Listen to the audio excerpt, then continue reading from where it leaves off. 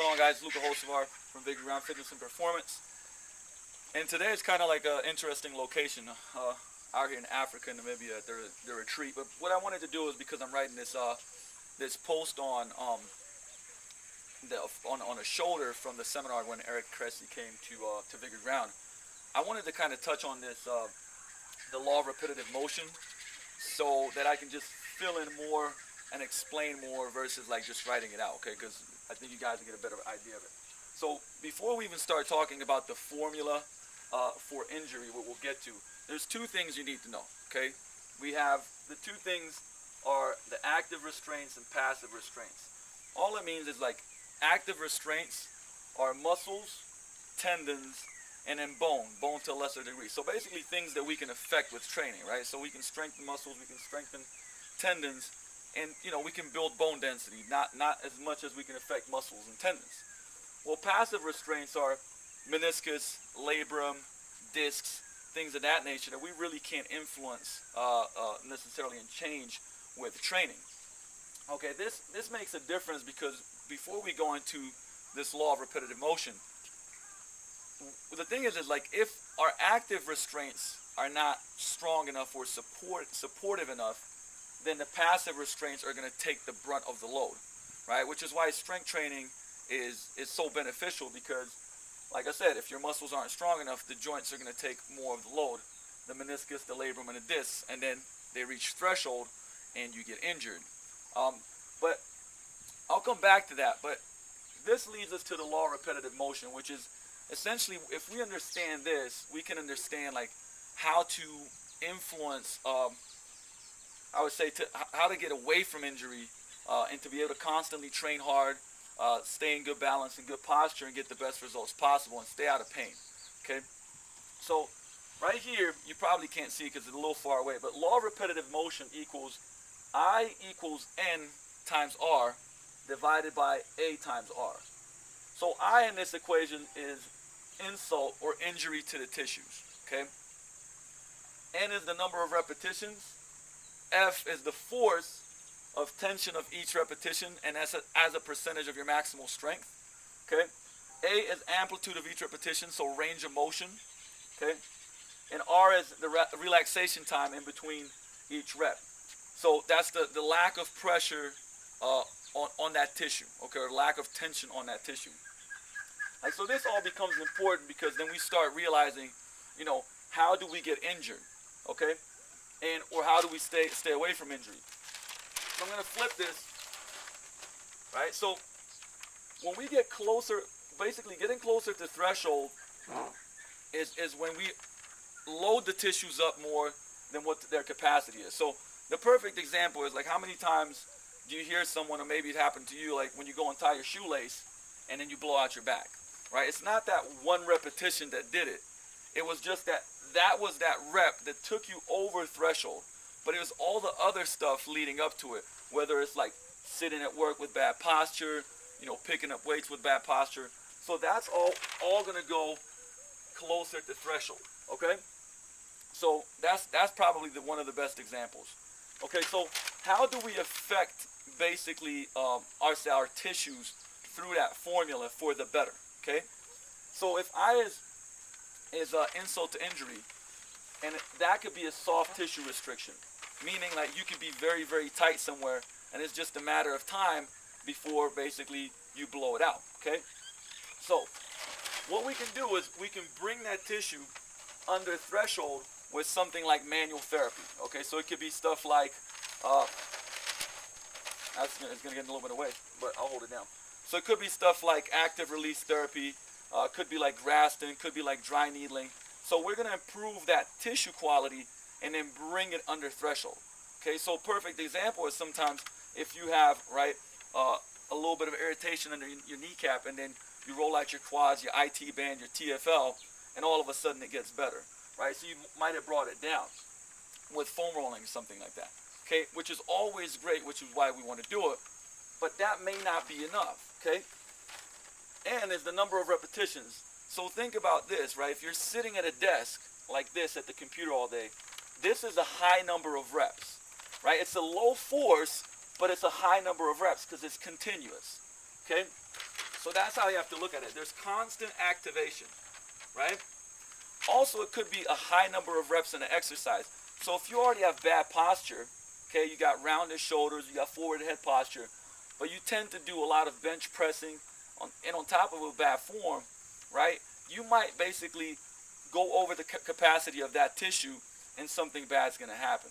Okay, so there's a number of things, that we can address here. So obviously getting out of the bad posture, doing strength training that balances out, so doing more pulling than pushing, and even having better form is going to all basically, I would say, like, improve this, right? Get your threshold under.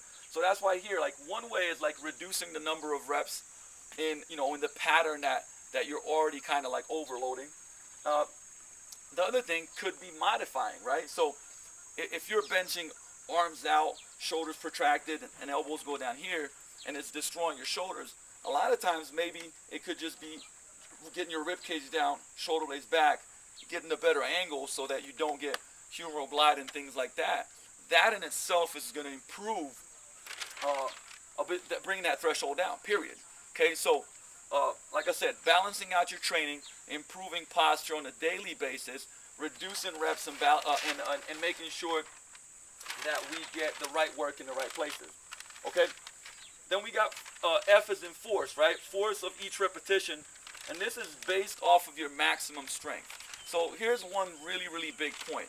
Why does getting you stronger make you less prone to injury? Because when our strength is at a higher level, each small repetition becomes a smaller percentage of your maximum strength. So if you're, picking up bags off of the floor and you're not very strong, like even stuff like that can get you hurt. So the stronger you are, each rep becomes a smaller percentage of your max force. Okay, so that means always, like, you should always want to get stronger, not just because you want to deadlift 500, you want to do this and this and that, but it's like it can prevent injury. Okay. All right. So moving on, if this is going to work with me. All right. Sorry. A, amplitude. So this would be essentially that's range of motion. Okay. Pretty much in most situations, limited range of motion equals problems. All right. So think about it again. Poor posture. Right. If we're sitting here for 8-10 hours a day, what's our range of motion like? Not much at all. We can get basically stuck. We can kind of get stuck in that posture and overload the tissues in that posture, okay? So just like a day-to-day thing, what's a great thing to do is move around a lot. Pretty much the more you move, the better off you are, okay? But things like opening up the hips and thoracic spine, that's a range of motion thing. So like I said, whether you're doing it at work or you can't do it at work, doing certain stretches and mobilizations is going to improve your range of motion and get you away from that threshold, okay? The other thing is like strengthening the opposite muscle. So if you're sitting on your butt a lot and you're rounding a lot, well, strengthen your glutes and strengthen your upper back. Like, this is why strength training is so beneficial. If you've been working at a certain job for years in a bad posture, it's very difficult to tell you, hey, you know what? Now I want you to sit for 5 years in a perfect posture with a tuck neck, neutral spine, and things like that. That's pretty kind of like out there. But with strength training, we can strengthen these good postures, whether it's, with a smart training program. But like I said, that can take you back a lot faster, right? So these are some of the things just in your everyday life that can affect you. But on top of that, you can also get affected by this amplitude range of motion in the gym. So you'll see a lot of guys, or just people in general, right? For instance, bench press, partial range of motion, not going all the way down. Partial range of motion on squats, on presses and things like that. Same thing, it's overloading a certain range of motion. Now, if we get full range of motion, that distributes and we bring that threshold down. Okay, so making sure that that we get full range of motion in exercises. Like I said, if we don't have any injuries. Number two is balancing out training. If you're doing a lot of pushing, most people should probably do more pulling than they do pushing, right? Because we live in this posture. Okay, so that would be another way of like balancing out that load and bringing the threshold down so we don't get injured. Also, something to consider is like just bilateral, unilateral. If you're always doing double-legged work versus single-leg work, because most of the time one side is going to take over. So doing single-leg work is going to be very beneficial in this too. So that's just some things that you can address and when we talk about amplitude. The last one is rest.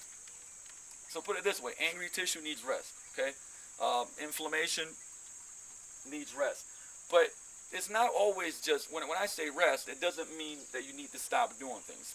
Rest can come from, like I said, can come from manipulation of soft tissue. Okay, from grafting and ART and things like that. Though even though we're stressing it so that it can recover faster afterwards. Okay, but I'll give you an example of how we can make something rest a little more. Let's say you have knee issues and it's like anterior knee pain, and it's coming because, like I said, you don't have great hip mobility and tissue quality.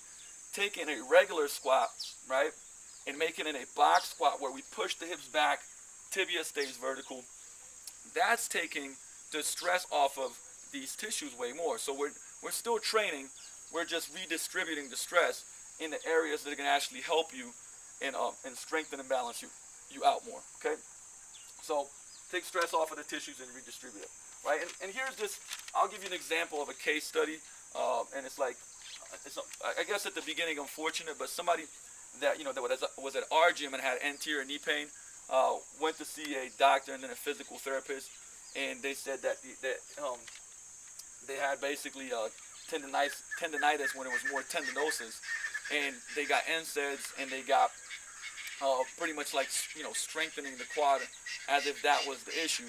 And the thing is, it helps because you're resting and you're strengthening, right? You're increasing force of a muscle.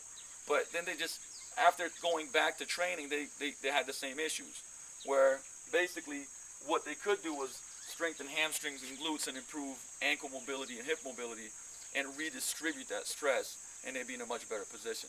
So, hopefully some of this kind of touched base on what the injury formula is and how we can address it. And it just shines a light that, you should definitely do all of these things, and, having a smart program is probably a big key, and just having lifestyle strategies that take you away from that injury threshold. All right, so hopefully this helped out. I'll see you again soon. Peace out here from Africa.